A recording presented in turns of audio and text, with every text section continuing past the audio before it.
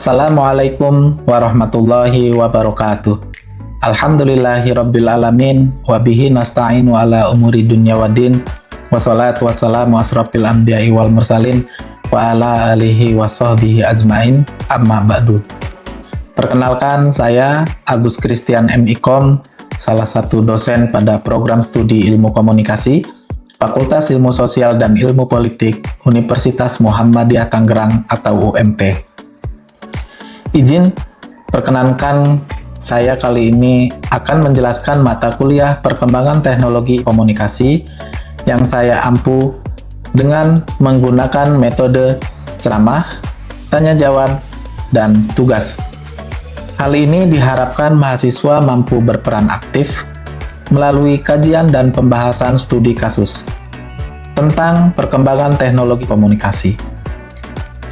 Video ini saya buat bertujuan untuk memenuhi persyaratan sertifikasi dosen tahun 2025, yaitu pernyataan diri dosen dalam unjuk kerja Tridharma Perguruan Tinggi atau PDD UKT PT dalam hal aspek pengajaran.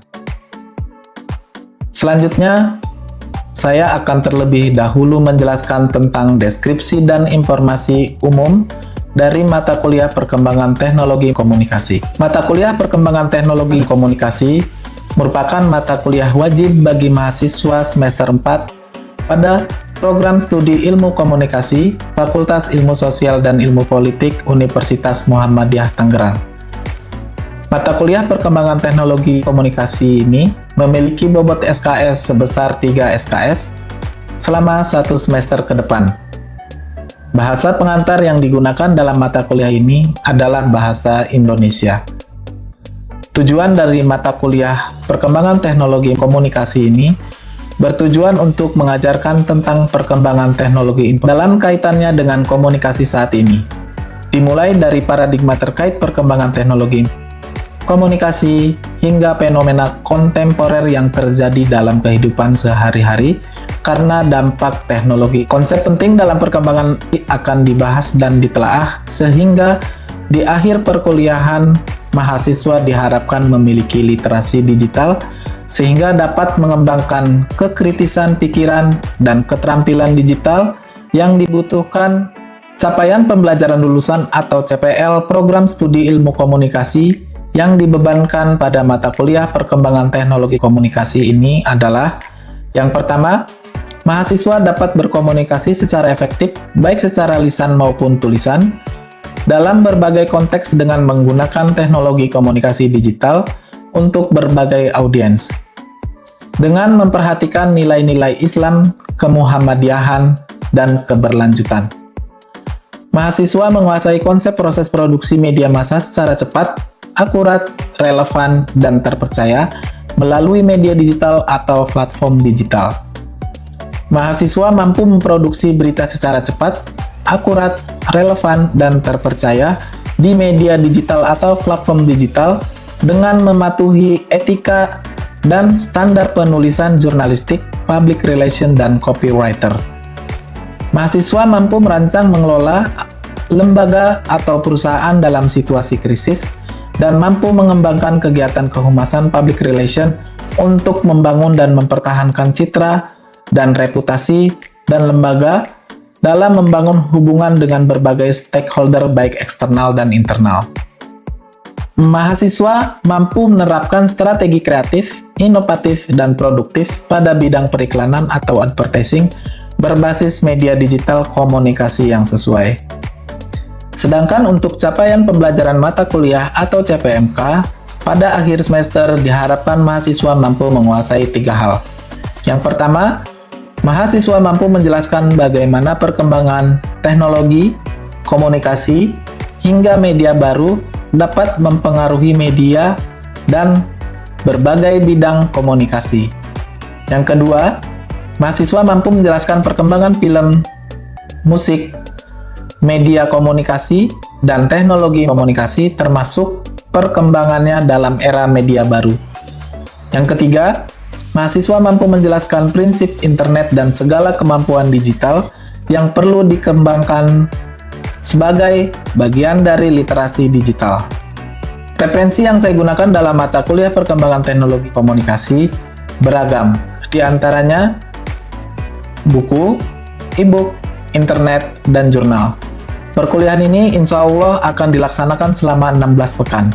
16 pekan ini akan dibagi menjadi 2 tahap, yaitu 7 pekan pertama sebelum UTS atau ujian tengah semester, dan 1 pekan saat pelaksanaan ujian tengah semester. Dan 7 pekan sebelum ujian akhir semester atau UAS, dan 1 pekan saat pelaksanaan ujian akhir semester.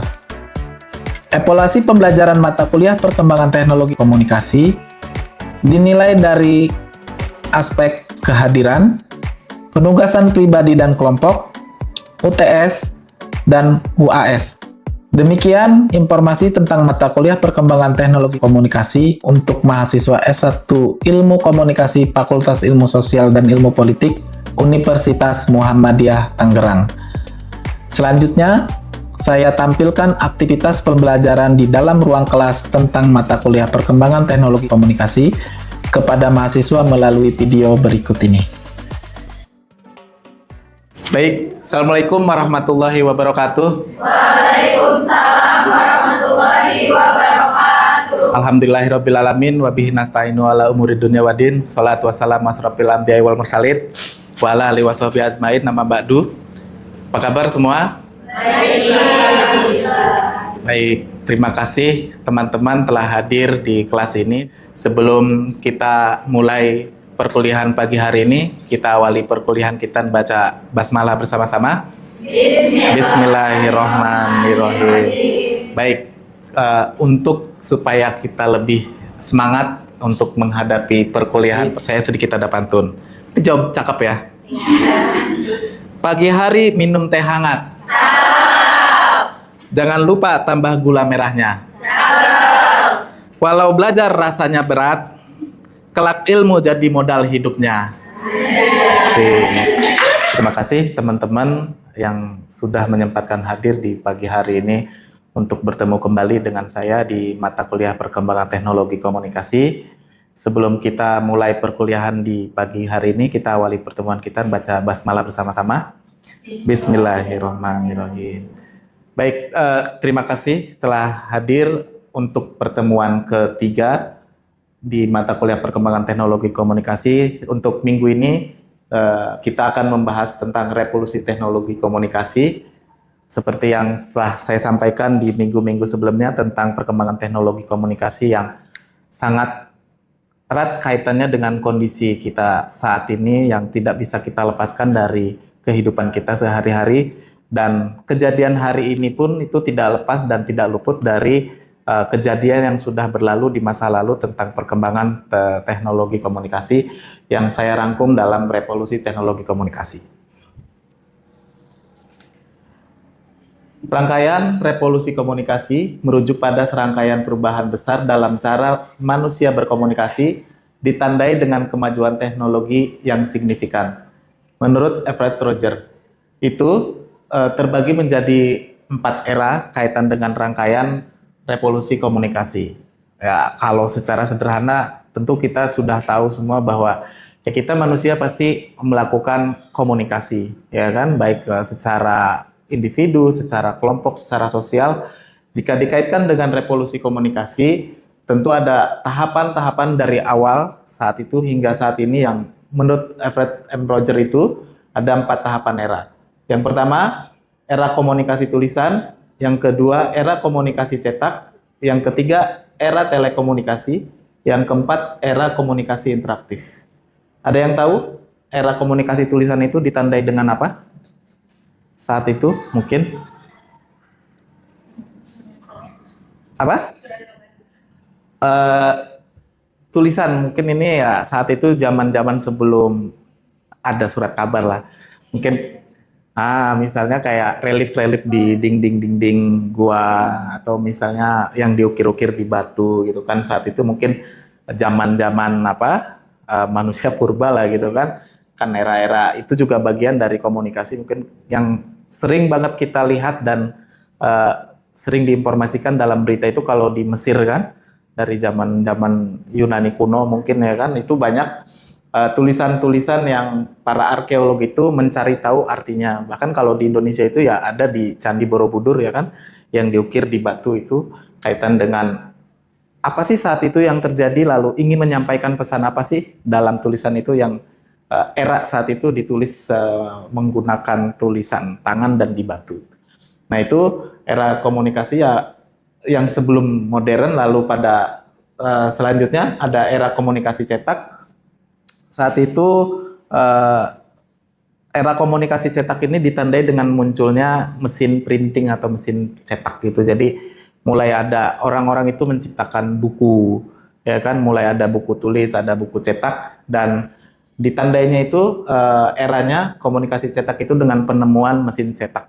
Nah, kalau sekarang kan sudah serba digital, udah komputerisasi. Nah, kalau zaman dulu itu ya serba manual, dan untuk membuat cetakan itu kan kepingan-kepingan gitu kan, kepingan-kepingan plat yang misalnya setiap halaman itu pasti berbeda platnya. Nah, kalau teman-teman mungkin dulu pernah lihat juga proses awal pembuatan film itu ya kan, dari satu gambar, dua gambar, tiga gambar yang dirangkai lalu dia diputar berjalan menjadi gambar bergerak, dan itu menjadi sebuah video. Nah, lalu yang ketiga ada era telekomunikasi. Nah, ini sudah mulai masuk era telekomunikasi ini sekitar tahun 1940 sampai 50-an, di mana ditandai dengan telekomunikasi ataupun telepon, lalu televisi, lalu ada radio, ya kan. Mungkin kalau telepon teman-teman juga tahu saat itu, pernah nggak lagi kecil ngalamin misalnya nelfon itu harus ke wartel gitu? Nggak ya, nggak sempat ngalamin, langsung ada handphone saat itu ya. Nah, kalau saya waktu itu masih ngalamin itu gitu, dan itu pun bagian dari perkembangan teknologi komunikasi, di mana ada telepon, ada televisi, dan ada radio. Mungkin sekitar ya, kalau teman-teman juga pernah baca sejarah itu ya, saat itu sekitar 1945, di mana saat Indonesia merdeka kan, salah satu media telekomunikasi yang digunakan oleh para founding father kita itu, para proklamator kan menggunakan radio ketika menyampaikan informasi bahwa Jepang dibom oleh sekutu di Hiroshima Nagasaki. Lalu saat itu Indonesia melalui Soekarno dan Hatta dan teman-temannya memproklamirkan diri bahwa Indonesia merdeka, bebas dari penjajahan Belanda dan Jepang. Salah satu informasi yang disampaikan dari Sabang sampai Merauke itu ya menggunakan radio itu. Nah, itu pun bagian era sejarah yang tidak bisa kita lupakan, tidak bisa kita lepaskan, karena itu bagian dari era perkembangan teknologi komunikasi. Lalu ya selanjutnya yang keempat ada era komunikasi interaktif. Ya, saat ini era yang sedang kita alami sekitar tahun 2000 sampai ke sini itu sudah mulai kita rasakan era komunikasi interaktif, di mana mulai ada perubahan ataupun konvergensi dari yang tadinya analog ataupun manual ke yang serba otomatisasi dan komputerisasi yang didukung dengan lahirnya internet kan. Mungkin dulu ada telepon itu ya kan, HP ada, cuma hanya bisa untuk telepon biasa dan SMS gitu kan, tidak seperti sekarang. Kalau sekarang itu kan kita sudah bisa lihat YouTube, kita bisa browsing-browsing ya kan, lalu ada WhatsApp, ada kalau dengerin musik ada Spotify ya kan, semua sudah ada. Dan di mana era komunikasi interaktif ini ditandai dengan lahirnya beberapa platform media sosial kan, seperti ada yang sering kita gunakan saat ini ada WhatsApp ya kan, lalu ada Telegram yang untuk kita berinteraksi secara real, secara langsung, tidak lagi ada delay, tidak ada lagi nanti gitu. Dan itu pun menjadi sebuah kemajuan bahwa tidak ada lagi batasan atau borderless untuk kita dimanapun, kapanpun mengetahui informasi yang ingin kita ketahui di belahan bumi manapun. Ada istilahnya itu tidak ada lagi batas antara kita misal di sini di Jakarta ataupun di Tangerang misalnya, ketika sekarang apa yang sedang terjadi di misalnya di Papua sana atau di Aceh sana atau di Sumatera atau di Kalimantan, ya tinggal kita buka di browsing sedang apa yang sedang terjadi di sana, peristiwa apa, kita bisa mengetahuinya. Bahkan di luar negeri pun kan seperti itu. Dan era komunikasi interaktif ini yang menurut saya yang memang harus bisa kita antisipasi. Kenapa? Karena dari era komunikasi interaktif ini lahir beberapa profesi yang itu sebetulnya tidak pernah tercatat mungkin dalam sejarah akan terjadi profesi seperti itu. Ada yang tahu profesi apa? Live streaming itu ya kan, kalau secara umum istilahnya ada TikTokers, ada selebgram, lalu ada YouTubers, ya konten kreator itu yang ya mungkin kalian lagi kecil ketika ditanya oleh gurunya gitu saat SD ataupun SMP, kalau nanti besar mau cita-citanya mau jadi apa? Ya kan pasti jawabannya umum, dokter, pilot, misalnya jadi pramugari, pramugara dan lain-lain. Tidak ada yang menyebutkan itu sebagai konten kreator. Tapi berbeda misalnya kalau kita sekarang menanyakan hal yang sama kepada adik kita, anak kecil mungkin misalnya salah satu profesi yang mereka minati atau inginkan ya salah satunya jadi konten kreator. Nah itu bagian dari perkembangan era komunikasi interaktif di mana hal ini menyebabkan masyarakat berlomba untuk menciptakan sesuatu hal yang baru dengan didukung teknologi komunikasi berupa internet itu kan, berupa HP yang sekarang itu ya dengan berbagai jenis HP dan merek dengan keunggulannya masing-masing ya kan, baik Android ataupun apa? Android ataupun iOS itu kan, iPhone itu. Nah, kita memilih menggunakan itu atau misalnya menggunakan kamera pendukung lainnya untuk menciptakan sebuah ide berupa konten kreatif misalnya, dan itu terjadi interaktif ataupun interaksi antara kita dengan masyarakat, lalu platform itu memiliki fasilitas untuk bisa memberikan reward kepada kita. Nah itulah yang akhirnya jadi sebuah magnet untuk sekarang kondisi saat ini masyarakat berlomba-lomba untuk bisa melakukan hal tersebut. Nah selanjutnya, menurut SRAM tahun 1988, perkembangan yang dinamakan revolusi komunikasi dan sebagainya itu merupakan sebagian dari serangkaian perubahan yang telah berlangsung dalam sejarah kehidupan manusia selama ini. Tentulah gitu kan, tidak mungkin ada hari ini tanpa masa lalu. Hari ini ada itu pasti karena ada masa lalu, dan masa lalu seperti apa itu merupakan pondasi awal untuk bisa terjadinya situasi dan kondisi saat ini.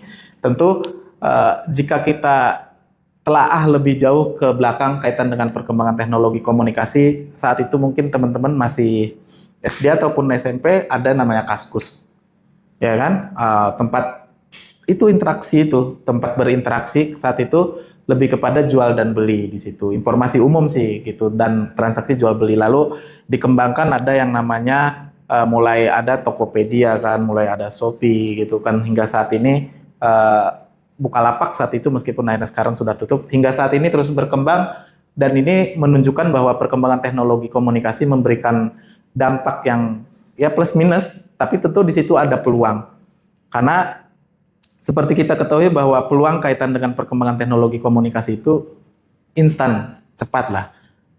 Bisa kita telaah ataupun analisa, misalnya Mas Nadiem itu mantan Menteri Pendidikan Tinggi saat itu ya kan, yang menciptakan aplikasi Gojek. Ya, sebenarnya kan Gojek dari dulu, ojek itu kan sudah ada, tapi berdasarkan aplikasi menggunakan ya perintisnya itu Gojek gitu kan. Lalu kesininya banyak, mulai ada Grab, saat itu mulai ada Maxim dan lain-lain gitu. Itu pun bagian dari serangkaian perkembangan teknologi komunikasi yang kita rasakan hingga saat ini.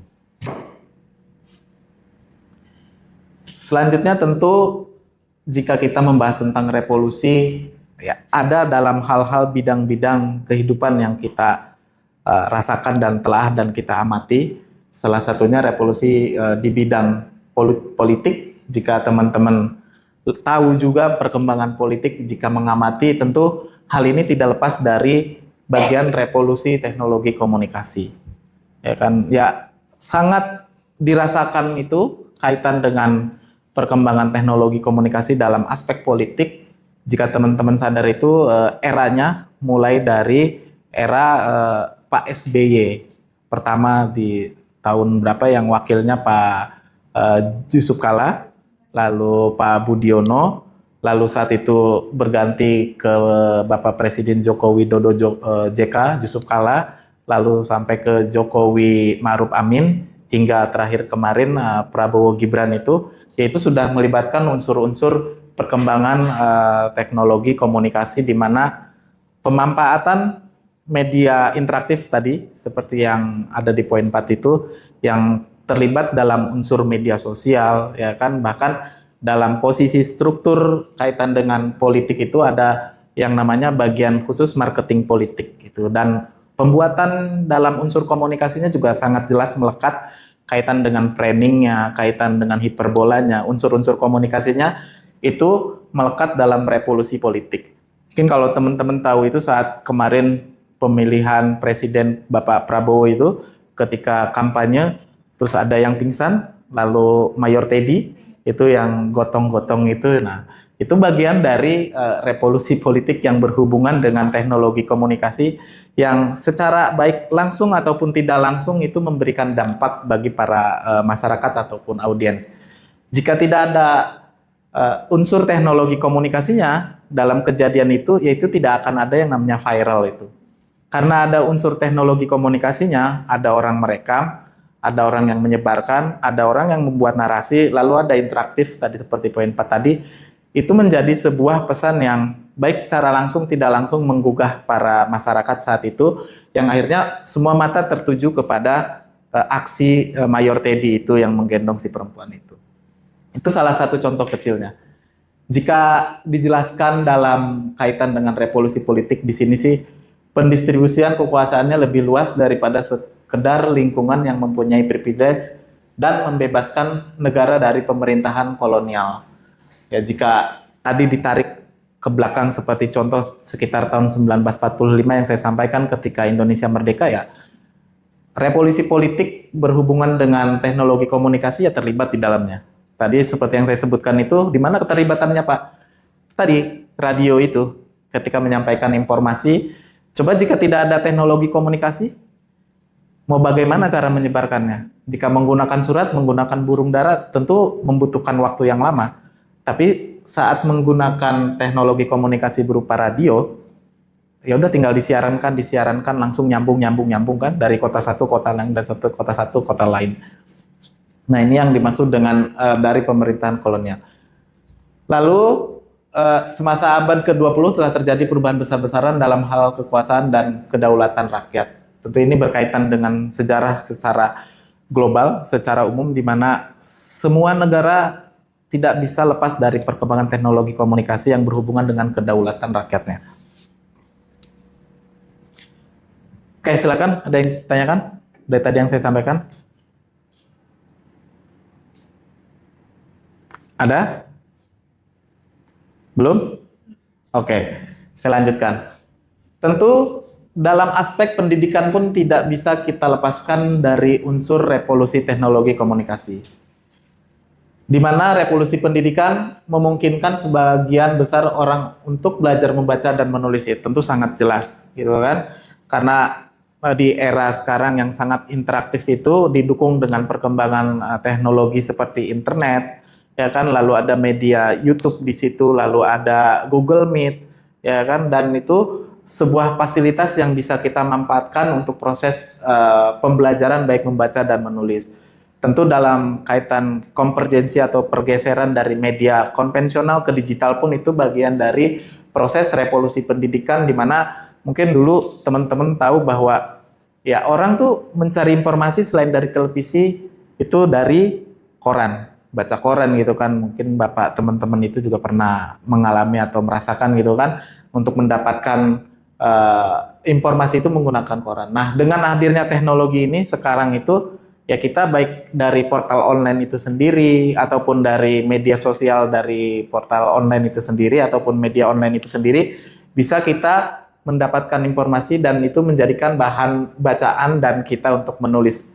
Tentu dalam kolom komentar itu kan, karena ada bagian ataupun space untuk kita memberikan komentar ataupun statement dari apa yang kita baca. Selanjutnya ada melanjutkan sekolah setinggi mungkin menurut kemampuan masing-masing. Ya tentu karena didukung dengan perkembangan teknologi komunikasi saat ini, kaitan dengan kita berangan-angan, bercita-cita itu ya sangat mudah. Misalnya nanti teman-teman setelah lulus S1, Pak saya ingin lanjut misalnya di Harvard University di luar negeri misalnya, ataupun di kampus-kampus yang ada di Timur Tengah sana, tidak hanya di Eropa.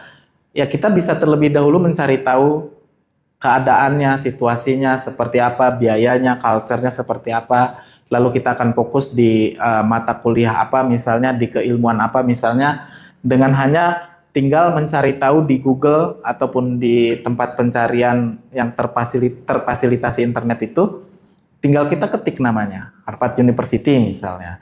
Untuk studi lanjut S2 itu biayanya berapa gitu kan, nanti di sana tinggalnya seperti apa, lalu ilmu yang akan kita fokuskan tentang apa. Ini dimaksud dengan poin 2. Lalu selanjutnya, masa lalu hanya orang-orang tertentu yang boleh mengecap pendidikan, keluarga, kerajaan, dan orang-orang yang berkedudukan.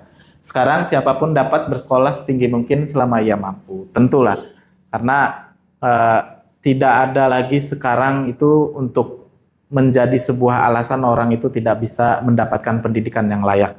Bahkan sekarang kepala-kepala daerah mulai dari kota, kabupaten sampai provinsi berlomba untuk memberikan fasilitas pendidikan gratis kan, karena itu sebagai bagian amanat dari undang-undang. Oke, silakan, ada yang tanyakan? Kan untuk saat ini itu revolusi perkembangan teknologi itu sangat besar ya. Tuh. Nah itu ada dampaknya tersendiri nggak sih, seperti kayak dengan AI, pokoknya besar lah dari tahun 2000 sampai sekarang itu benar-benar cepat gitu. Oke. Dalam sebuah revolusi ataupun perkembangan pasti ada positif, negatif, dan dampak positif negatif, tapi juga ada peluang di situ. Tentu tergantung kitanya menggunakannya dan melihatnya bagaimana. Karena menurut saya teknologi itu, baik teknologi komunikasi itu ya seperti pisau itu. Pisau, tahu kan pisau? Ya, pisau itu kan hanya alat, tools. Tergantung kita mau menggunakannya untuk apa. Mau motong buah kah atau misalnya melukai orang. Nah, itu perspektif kitanya. Jika berbicara tentang negatif, tentu pasti ada. Itu kan jika kita amati kondisi saat ini, misalnya mulai tersebar luasnya itu seperti orang-orang menyampaikan informasi yang hoax itu kan. Lalu ditambah lagi dengan perkembangan teknologi seperti AI, ya tentu kita harus berhati-hati. Kenapa? Karena AI itu bisa meniru kita, mulai dari muka kita, suara kita, gestur kita gitu. Dan banyak kasus di mana seperti yang kemarin viral itu, mereka memanfaatkan teknologi AI untuk melakukan penipuan. Itu banyak terjadi saat ini. Balik lagi kepada kita sebagai individunya untuk memanfaatkan hal tersebut seperti apa. Baik, terima kasih Dira atas pertanyaannya. Saya lanjutkan. Selanjutnya ada revolusi pertanian. Jika kita amati dan pahami, tentu sekarang kaitan dengan revolusi teknologi komunikasi dalam bidang pertanian sangat berdampak. Ya kan, mungkin teman-teman suka melihat di Instagram itu kalau ada petani menggunakan drone untuk menyebar cairan pestisidanya, itu udah menggunakan drone, tidak lagi manual harus sambil berjalan di tengah ladang, tidak. Tapi cukup menggunakan drone, drone-nya diisi, ada tempatnya untuk cairan itu lalu diterbangkan gitu. Dan itu membuat lebih efektif dan efisien kan. Lalu selanjutnya kaitan dengan pertanian ini, di luar negeri itu sudah ada teknologi yang untuk membunuh rumput liar atau gulma itu tidak lagi misalnya harus dicabut manual gitu, tidak, tapi menggunakan laser, dan itu dijalankan oleh AI, tahu mana tanaman yang boleh kena laser dan tidak gitu. Misalnya laser itu hanya khusus mengenai gulma, ya dia tahu alat itu gitu, dan itu pun bagian dari revolusi pertanian yang berhubungan dengan teknologi komunikasi. Baik, demikian materi yang saya sampaikan tentang revolusi teknologi untuk pertemuan kita kali ini. Ada lagi yang tanyakan? Tidak ada? Cukup? Terima kasih atas waktu dan perhatiannya. Semoga apa yang saya sampaikan bisa bermanfaat. Nanti kita insya Allah akan bertemu lagi di pertemuan selanjutnya. Kita akhiri pertemuan kita dengan baca hamdalah bersama-sama. Alhamdulillahirrahmanirrahim. Terima kasih. Nasrun minallah wa fatun qarib wa basiril mu'minin fastabiqul khairat. Wassalamualaikum warahmatullahi wabarakatuh. Waalaikumsalam warahmatullahi wabarakatuh.